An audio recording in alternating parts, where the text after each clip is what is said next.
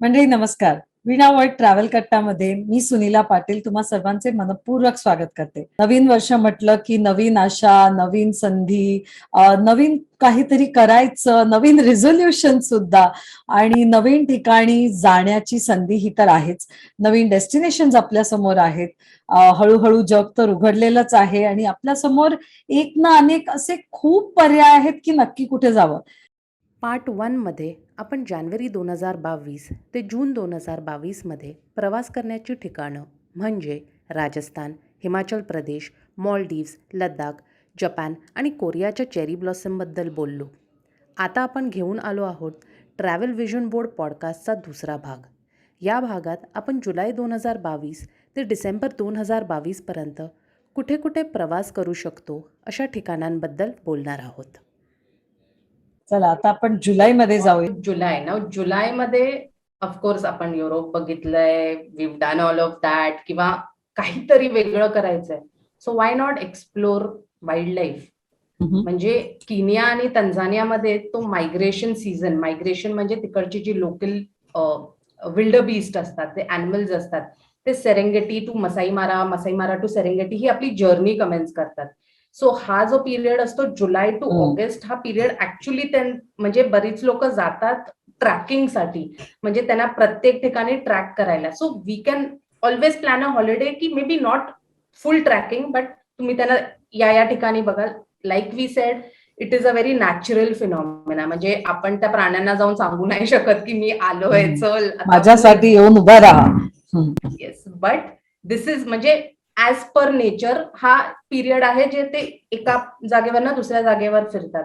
So it is something nice to be witness. Again very seasonal, म्हणजे you can only witness it during this time. So I will recommend जुलैसाठी Kenya, Tanzania. म्हणजे Serengeti ते मारा हे Tanzania आणि Kenya यातनं तो जो त्यांचा प्रवास सुरू असतो ह्यासाठी छान उत्तम सीझन आहे हा. आणि त्यावेळी आफ्रिका सुद्धा खूपच छान दिसतं. सो नक्कीच आफ्रिकेचा विचार करू शकतो आपण. दुसरं मग नदर्न हेमिस्फिअर कडे गेलं तर आय थिंक युएसए आणि कॅनडा जुलैमध्ये, like Europe coming out alive, they really come out alive. July is also a festival time in the sense Independence Week असतो, तुमचा नायग्रा फुल फ्लो मध्ये असतो, either from the Canadian side or the American side. So July is also a very good time if you are planning a trip somewhere. तुमचे friends असतील, generally USA Canada trips असेच असतात जे आपण plan करतो to meet family, to meet friends. आणि थंडी नसल्यामुळे ते खूप सारे गरम कपडे घेऊन त्याचं ओझं होत नाही. आपण समर क्लोथ घेऊन खरंच जाऊन फार छान समर तिथे एन्जॉय करू शकतो. आणि if you see in India, then it is start of Vaishno Devi यात्रा. सो बरेच लोकांना ते पण एक रिलिजन्स इम्पॉर्टन्स असतं. So July is a good time to undertake that tour. Generally आपल्याकडे जुलै पिरियड मध्ये आपल्याकडे मान्सून असतो, पण तुम्हाला एक रोमॅन्टिक हॉलिडे किंवा एक हनीमून हॉलिडे असेल तर Greece turns out to be a very good destination. म्हणजे तिकडचे जे आयलंड्स आहेत, it's like complete Mediterranean vibe. Mykonos, Santorini, the islands are alive. To have like a nice beach sunbathing holiday, Greece हा एक खूप चांगला ऑप्शन आहे in the month of July. So July for me is very varied, right from America to Greece to pilgrimage. खूप options आहेत जुलैमध्ये. भलेही बाहेर आपल्याकडे पाऊस पडत आहे, we have a lot of options to explore otherwise. बरोबर. आणि पावसाळा आला की त्याचीही मजा घेणं हे खरंच मस्त वाटतं. तर आपण आता ऑगस्ट मध्ये पण आपल्याकडे पावसाळा असतो. सो ऑगस्ट मध्ये कुठे जाऊया? ऑगस्टमध्ये explore everything and anything around you.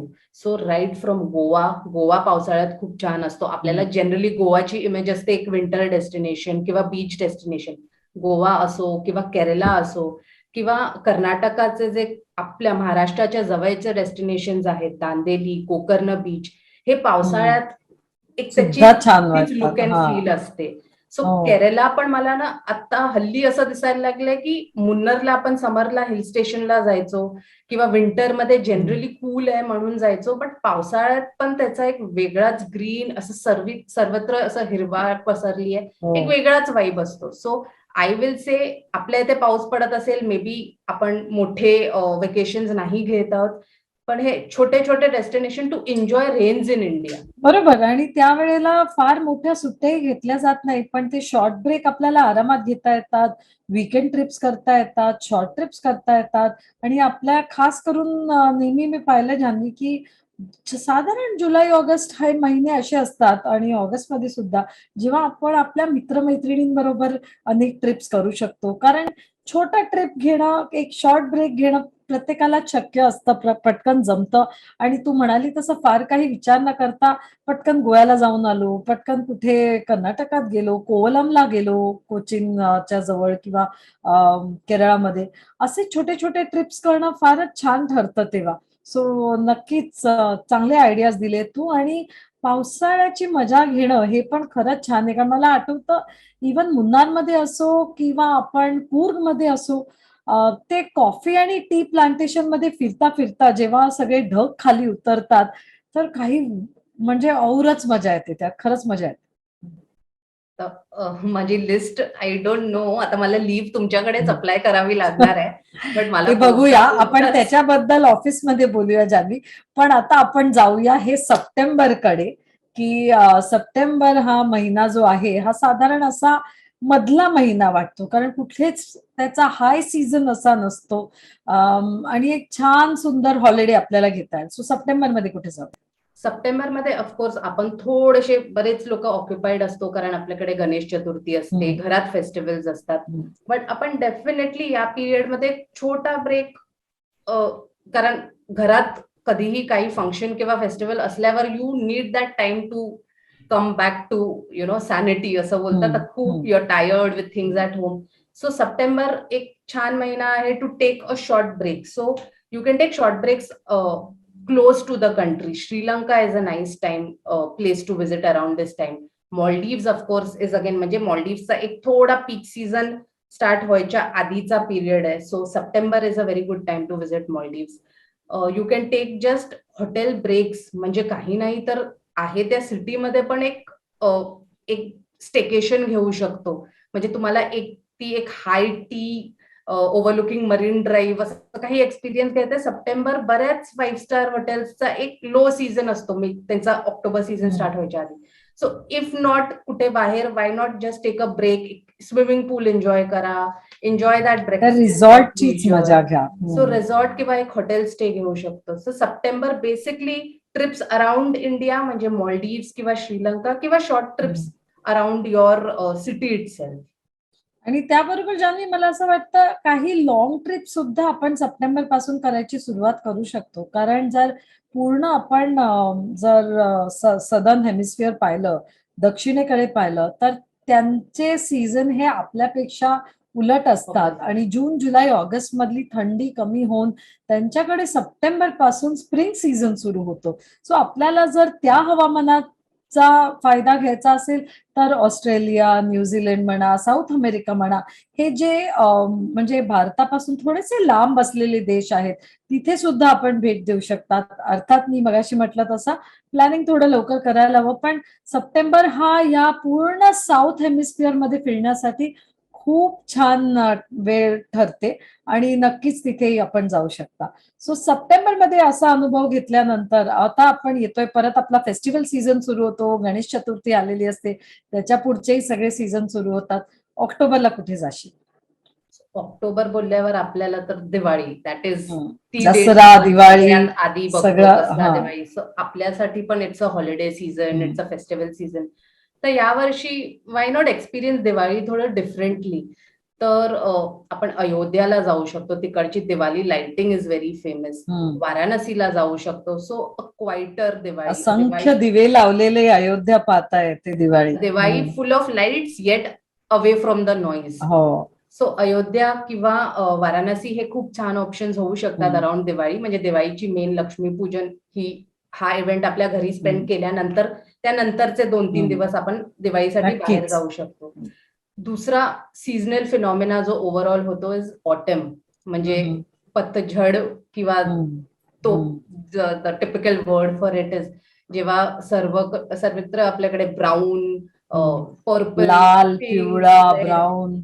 So nature takes on a different vibe during autumn. आणि of course Canada, again your Japan, South Korea, these are prominent places जिथे autumn colors. युरोप मधल्याही अनेक ठिकाणी ऑटमचे colours आपण बघू शकतो, पण तू म्हणाली तशी साऊथ कोरिया आणि कॅनडा हे दोन खरंच प्रसिद्ध आहेत.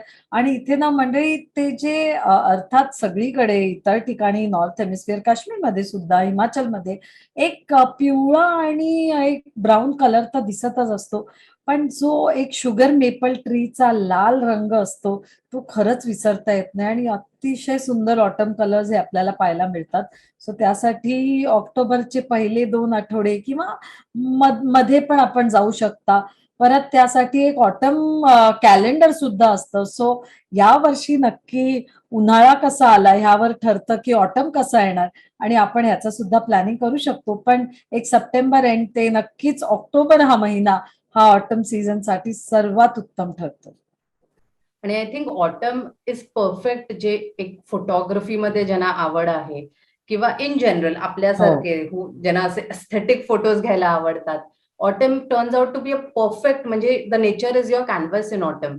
So you don't need any other object or subject. You don't need to fake candids. The nature is faking its candid over there. बरोबर जान्हवी, पण मला असं सुद्धा वाटतं की फोटो नाही काढता आले तरी ते डोळ्यात साठवून आणणं ह्यात सुद्धा एक खरंच खूप मोठा आनंद असतो. त्यामुळे फोटो तर नक्कीच काढा, पण फोटो नाही काढला तरी नक्कीच जाऊन हा अनुभव घ्या की कसं निसर्ग स्वतःचे रूप बदलत बदलत आपल्याला वेगवेगळे अनेक रूप दाखवत आहे. So autumn colours 100%. त्याबरोबर जान्हवी मला सुचवायचं आहे आणि मला खूप आवडतं ते करायला की जी दुर्गा पूजा येते म्हणजे नवरात्रीच्या वेळची आणि त्यावेळे, सो नक्कीच कलकत्त्याला कधीतरी भेट द्या, कारण तिथले जे पंडाल असतात आणि देवीची जी मूर्ती दिसते ती अगदी बघण्यासारखी असते. म्हणजे डोळे दिपवून आपल्याला इतकी सुंदर सुंदर पंडाल दिसतात आणि त्यात त्यांच्या स्पर्धा असतात की नक्की कुठलं, जसं गणपतीला आपल्याला दिसतं तसंच, पण अनेक नवीन नवीन थीम्स घेऊन. सो मला खरंच उत्सुकता आहे की 2022ला कुठल्या कुठल्या वेगळ्या थीम्स येतील. कदाचित बरंच काही वेगळं पाहायला मिळेल. सो ते सुद्धा करण्यासाठी कलकत्त्याला भेट देणं हे खूप छान ठरतं. Thank you ma'am. हे माझ्या लिस्टमध्ये मिसिंग होतं, त्यामुळे I have made an entry for pandal hopping. म्हणजे मुंबईमध्ये असून ते भोग खायला जायचं किंवा त्यांची ती एक प्रसादाची खिचडी खायला जायची, ते एक होतं फॅसिनेशन.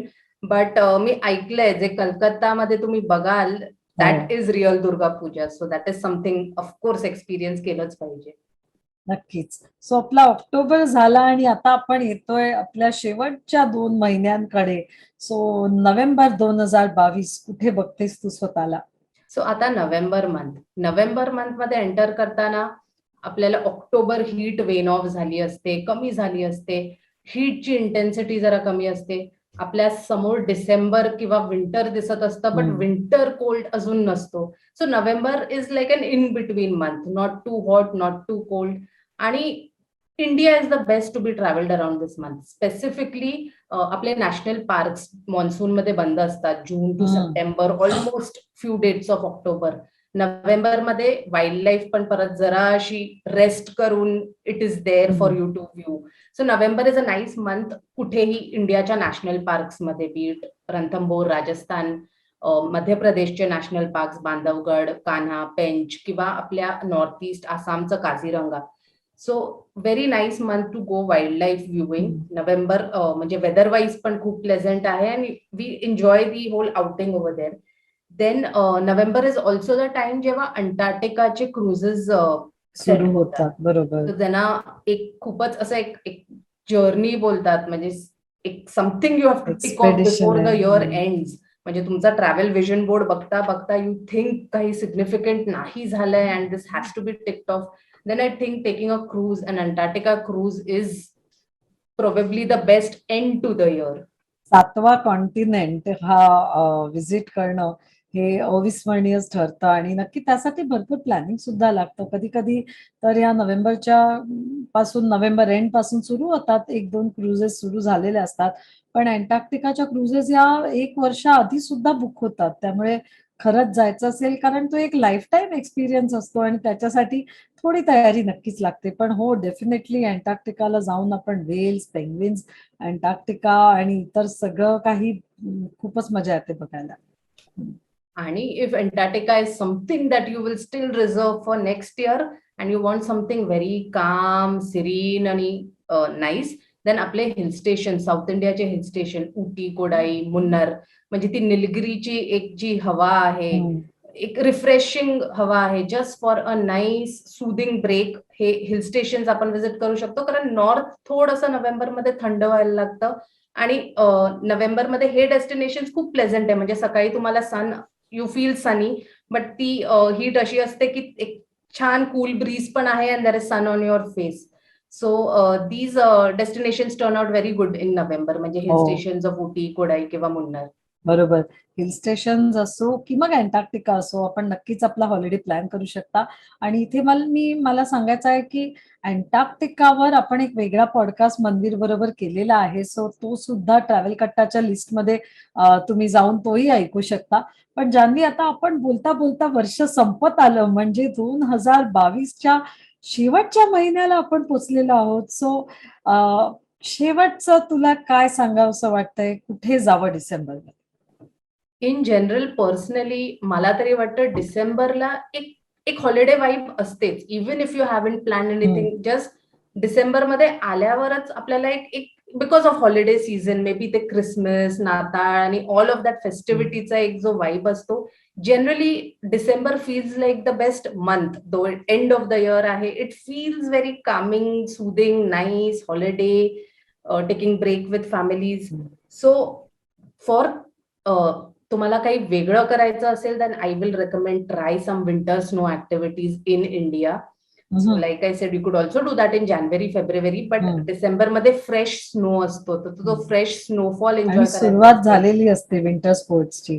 गुलमर्ग. आणि आय थिंक जेव्हा काश्मीरमध्ये स्नोफॉल व्हायला लागतो तेव्हा आपल्याला जरा 2 जाणं. चादरी जास्त घ्याव्या लागतात. So we know the timing of खरं. when it starts snowing in Gulmarg.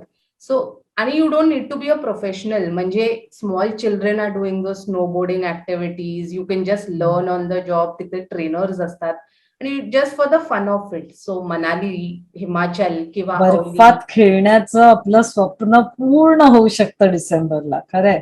छान.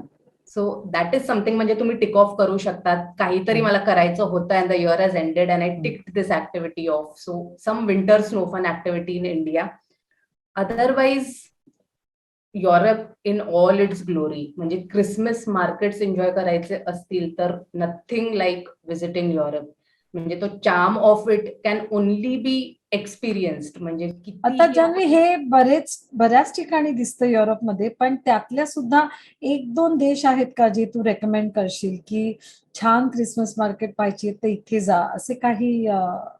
बेस्ट क्रिसमस मार्केट तुम्हाला बघायचे असतील तर anywhere, most major towns of Switzerland, Germany, Austria आणि थोडंसं आपल्या ईस्टर्न युरोपचे destination. So these are the prime locations. म्हणजे मे बी फ्रान्स मध्ये क्रिसमस वाईब असेल, इंग्लंडमध्ये पण लाईट्स आणि क्रिसमस वाईब आहे, बट तो होल ट्रेडिशनल मार्केट आणि तो एक कार्डमम आणि एग्नॉक आणि तो होईल Santa. And of course talking about Santa, Scandinavia, Santa village, we can't forget about that. But काहीतरी वेगळं एक्सपिरियन्स करायचं आहे. Not necessarily it means that you are going and sitting in a church or doing something religious. It is just the whole experience of those 3-4 days.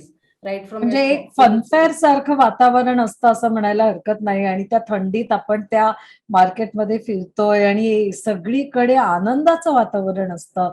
त्यात ती mould wine मिळते, काही गरम पेय असतात, कॉफी असते, हॉट चॉकलेट असतं, ginger bread cookies मिळतात आणि क्रिसमस ट्रीवर लावण्यासाठीचे अनेक वेगळे वेगळे डेकोरेशन, हे सगळं कोणी हँडमेड बनवून आणलेलं असतं. आणि त्या छोट्या छोट्या स्टॉल्सवर ते बघत आणि सभोवतीचं जे सुंदर लाइटिंग असतं, पूर्ण शहर ते प्रकाशित केलेलं असतं, फारच सुंदर वेळ असते ही. एक नवीन होप परत आपल्या मनात तयार होते.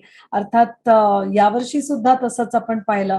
पण क्रिसमस मार्केटसाठी सुद्धा टायमिंग हे लक्षात घ्या मंडळी, आणि ज्या कुठल्या देशात जायचंय तेही लक्षात घ्या. आता तू बोललीस जान्हवी, तर मला असं वाटतं हो बरोबर आहे. जर मे मध्ये आपण स्वित्झर्लंडला जाऊन आलो, तर मग डिसेंबरमध्ये आपण ऑस्ट्रिया, जर्मनी किंवा प्राग, बुडापेस्ट अशा ठिकाणी सुद्धा क्रिसमस मार्केट्सचा आनंद घ्यायला जाऊ शकतो. सो डेफिनेटली क्रिसमस मार्केट्सची भेट आपण युरोपमध्ये करू शकतो. आणि another thing other than Europe, तुम्हाला काहीतरी वेगळं क्रिसमसचं एन्जॉय करायचं असेल, क्रिसमस किंवा न्यू इयर, तर आय थिंक प्रत्येकाकडे डिसेंबर आणि क्रिसमस एक रिच्युअल असायचं, होम अलोन मूवीचे रिरन्स बघायचं. सो बरोबर. होम अलोन आणि द होल न्यूयॉर्कची Christmas vibe is something you have to experience. आणि ते एक्सटेंड होऊन ते drop off the ball in New York, म्हणजे ह्या न्यू गोष्टी इयर तिथेच सेलिब्रेशन. एक्सपिरियन्स करू शकतो. तो if you plan something for Christmas with the whole of New York lighting tours, तिथे आपण सेलिब्रिटीजच्या घरांची व्हिजिट घेऊ शकतो. आणि with the whole new year thing, it becomes a nice closure to the year. बोलता बोलता आपण डिसेंबरच्या शेवटी आलोय. 31 डिसेंबर 2022, आणि आपण नवीन वर्षाची म्हणजे 2023 चे स्वागत करायला तयार आहोत. सो न्यू इयर सेलिब्रेशन हे सुद्धा खूप महत्वाचं असतं. काही लोकांना, माझ्यासारख्या लोकांना, ते घरी बसूनच करायला आवडतं, कारण मला नवीन वर्ष हे घरून एन्जॉय करायला खूप आवडतं. पण बरीच मंडळी असतात, आणि स्पेशली आपले जे यंग मित्रमंडळी असतात, त्यांना बाहेर जाऊन सेलिब्रेट करणं खूप आवडतं. त्यासाठी पूर्ण एशिया म्हणजे इतर ठिकाणी आणि काही ठिकाणी तर स्पेशल न्यू इयर सेलिब्रेशन असतात. जसं आता जान्हवीनी सांगितलं की न्यूयॉर्क मधला जो बॉल ड्रॉप असतो तो एकदा तरी बघावा, असं बरेच लोकांना वाटत असतं. त्याचबरोबर रोड साइड पार्टीज होतात, त्याचा सुद्धा आपण आनंद घेऊ शकतो. म्हणजे रियुनियन आयलंड आहे मॉरिशसच्या जवळ, तिथे सुद्धा अशा काही रोड साइड पार्टीज होतात. रात्रभर मजा चालते आणि तिथे सुद्धा आपण खूप मजा करू शकतो. मात्र न्यू इयर साठी जर जात असाल तर नक्कीच 100% प्लॅनिंग सुरुवातीपासून करा. एक मी सांगेन की क्रुझेस हे न्यू इयर साठी एक्सलंट ऑप्शन आहे, कारण क्रूजवर तेवढीच माणसं राहू शकतात, अर्थात गर्दी होऊ शकत नाही, आणि खूप छान एंटरटेनमेंट असतं, खूप छान जेवण सुद्धा असतं. त्यामुळे एक हाय सीज असो किंवा एक्सटेंडेड क्रूज असो, सो नक्कीच न्यू इयर साठी एक क्रूज हॉलिडे तुम्ही घेऊ शकता. ज्यांनी आपण बोलता बोलता बराच वेळ झालाय, पण अख्खं वर्ष आपण एक ना अनेक कारणं दिली आहेत, आणि तू म्हणाली तशी सीझन नाही पण रिझन, म्हणजे एक कारण खरं लागत नाही कुठेही हॉलिडे घ्यायला, पण ते सुद्धा शोधत असाल तर मला वाटतं जान्हवी आज तू बरीच कारणं दिली आहेत की आपण का आणि कधी जाऊ शकतो. पुन्हा एकदा सगळ्यांना नवीन वर्षाच्या शुभेच्छा. जान्हवी, तुला काही शेवटचं सांगायचं आहे का? Of course, thank you for having this podcast. म्हणजे हे आपलं आज जे कॉन्व्हर्सेशन झालं त्यामुळे मलाही माझा विजन बोर्ड परत रिव्हिजिट करावा लागेल. I wish everyone who's listening to this a extremely happy, prosperous, successful for 2022. आणि I'll just like to add की beginning is the start of a journey. म्हणजे जर्नी ऍक्च्युअली स्टार्ट करायच्या आधी आपली travel list बनवतोय किंवा विजन पण बनवतोय. Just be creative with it. List बनवा, put photos there, tick off things, add colours. म्हणजे when you start showing that enthusiasm on paper, I am sure ते तुम्हाला जेव्हा ते ऍक्च्युअल मध्ये ते टिक ऑफ कराल, you'll be a lot more happier. So all the best to all of you for your travel vision boards for 2022. मंडळी, हा podcast ऐकल्याबद्दल धन्यवाद, आणि तुम्हाला आवडला असेल तर नक्कीच लाईक करा, शेअर करा, जिथे कुठे तुम्ही ऐकताय, गुगलवर, स्पॉटीफायवर, ऍपल पॉडकास्टवर किंवा वीणा वर्ल्डच्या वेबसाईटवर सुद्धा. आणि भरपूर आयडियाज आहेत, कुठे जावं, काय करावं आणि येत्या वर्षाचे स्वागत कसे करावे. तर नक्कीच कुठे ना कुठेतरी आपण नक्कीच भेटू एखाद्या सुंदर पर्यटन स्थळी, आणि काही कारणं तर भरपूर आहेतच. सो परत एकदा सर्वांना नवीन वर्षाच्या शुभेच्छा. Happy new year and see you soon. Bye bye.